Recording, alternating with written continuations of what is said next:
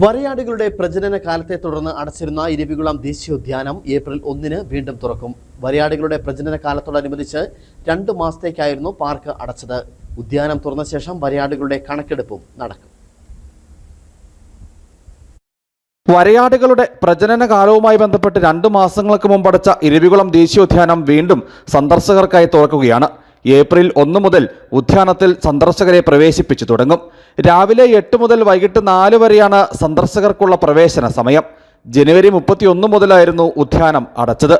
പുതുതായി പിറക്കുന്ന കുഞ്ഞുങ്ങളുടെ സുരക്ഷ ഉറപ്പുവരുത്തുന്നതോടൊപ്പം വരയാടുകളുടെ പ്രജനനം സുഗമമായി നടക്കുന്നതിനുമായിട്ടാണ് എല്ലാ വർഷവും ഈ കാലയളവിൽ പാർക്ക് അടച്ചിടുന്നത്. ഉദ്യാനം തുറന്ന ശേഷം വരയാടുകളുടെ കണക്കെടുപ്പും നടക്കും. കണക്കെടുപ്പ് പൂർത്തിയാകുന്ന മുറയ്ക്ക് മാത്രമേ പുതിയതായി പിറന്ന വരയാടിൻ കുഞ്ഞുങ്ങളുടെ എണ്ണം സംബന്ധിച്ച കൃത്യമായ വിവരങ്ങൾ ലഭിക്കുകയുള്ളൂ. ഏതാനും ദിവസങ്ങൾ കൂടി കഴിയുന്നതോടെ മധ്യവേനൽ അവധി ആരംഭിക്കും.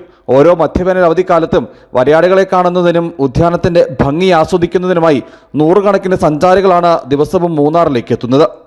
News bureau, Adimali.